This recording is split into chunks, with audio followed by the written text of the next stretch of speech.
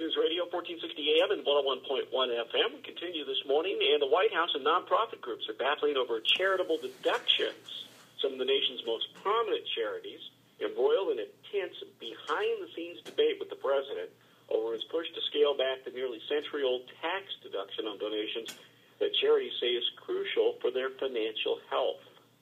Well, what's at stake for charitable deductions, and what could this ultimately mean for charities? Global marketing strategist Uri Man joining us right now. Uri, welcome to the program. Good morning. Thanks for having me. Appreciate you being able to join us. So, what kind of behind-the-scenes conversation is going on right now, and what do charities see the threat being? You know, it's really absurd that the federal charitable deduction for charities at this point seems to be playing an important role in the nation's debate over the fiscal cliff. And what's at stake here is about $500 billion of money that could be raised from charities over the next 10 years that the federal government is trying to control and take away from charities. So what President Obama has proposed at this point is a cap on the charitable tax deduction to 28% from 35 to 28%. And what that means is, you know, every $7 out of 35 could be removed from the coffers of charities. Wow.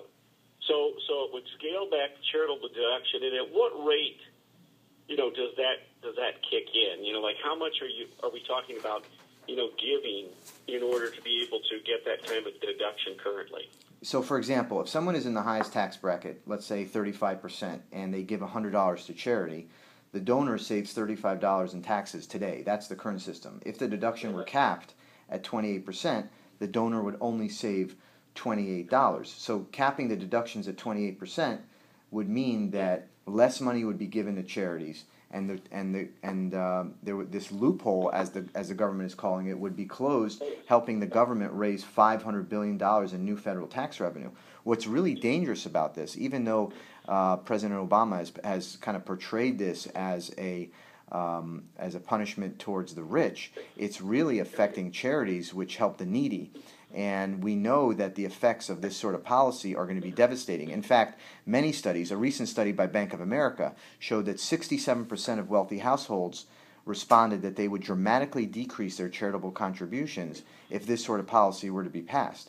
So it's definitely dramatic, and we're already seeing it with the effects on Sandy relief, which is having a very difficult time raising money if you compare it to other charities in the past, like Katrina, like the September 11th attacks, like the Haiti hurricanes. You know, the funds raised for Sandy are only about $200 million so far, and in the same period of time, Katrina raised $1.3 billion.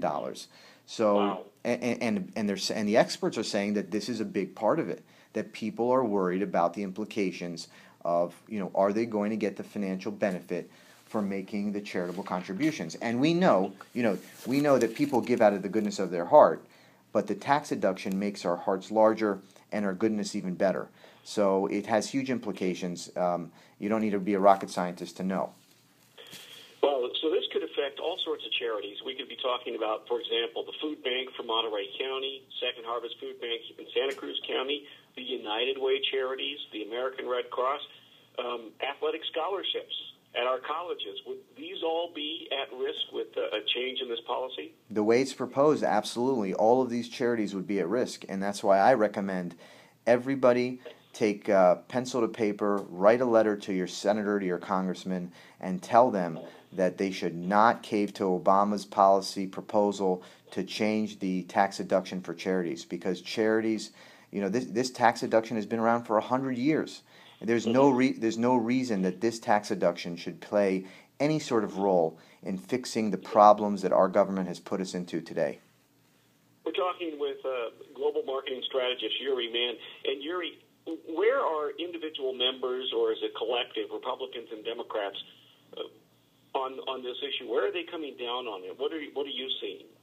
Well, we're seeing that this sort of policy, this proposal it's coming from the Democratic side, obviously from President Obama, and it's really being used as a leverage to gain higher taxes on the wealthy. And we don't know exactly where everybody stands on this issue, but it's definitely being pushed by the White House. Right, the White House is pushing it, but that doesn't necessarily mean that every member of the Democratic side that, in the Congress or the Senate will be going along with this, because obviously they're in districts where there are a lot of charities that benefit from this giving. There are a lot of charities that, there are charities that are just middle of the road, apolitical. There are charities that have a particular political bent that collect money, and they do it for particular social causes that would be aligned or simpatico with, with a lot of the left-leaning members of the Congress. I would think that those people would see the existence of their charities being threatened.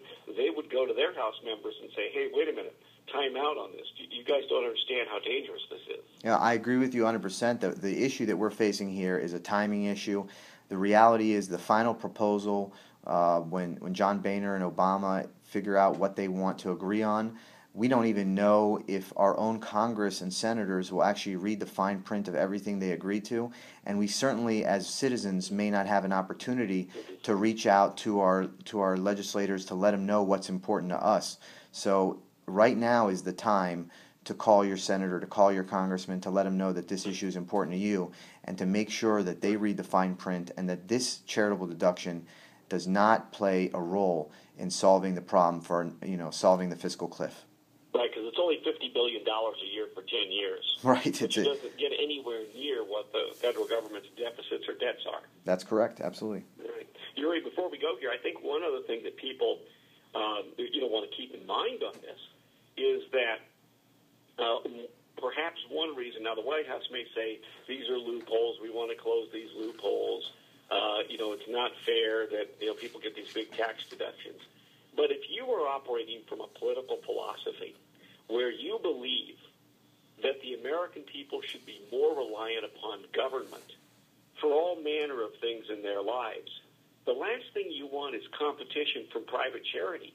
So if you can harm private charity by closing off the reasons why people would donate money to these charities and the tax deductions they get, inevitably you place pressure. It's a pressure point where voters will naturally have to look to the federal government to do more for them. And so this is like an enabling mechanism that creates essentially a justification for further government spending, larger government involvement in people's lives, and quite frankly, for government to take over the role that a lot of charities have been performing.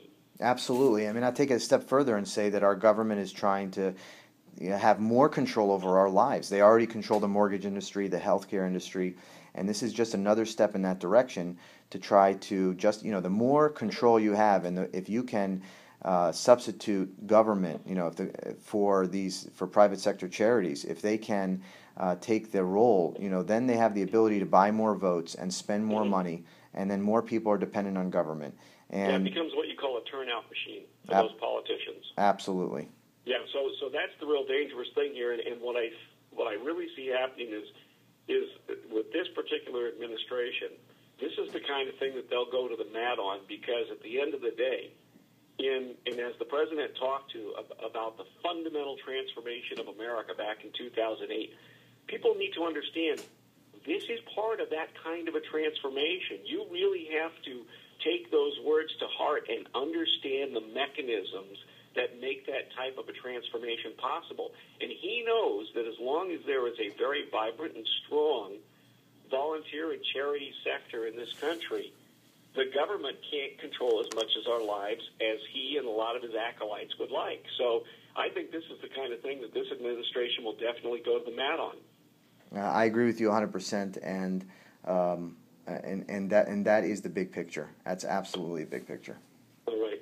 Uri Man, I appreciate your taking the time to join us on the program this morning. Thank you so much, and I hope you have a very happy holiday. Happy holidays to you, too. Thank you.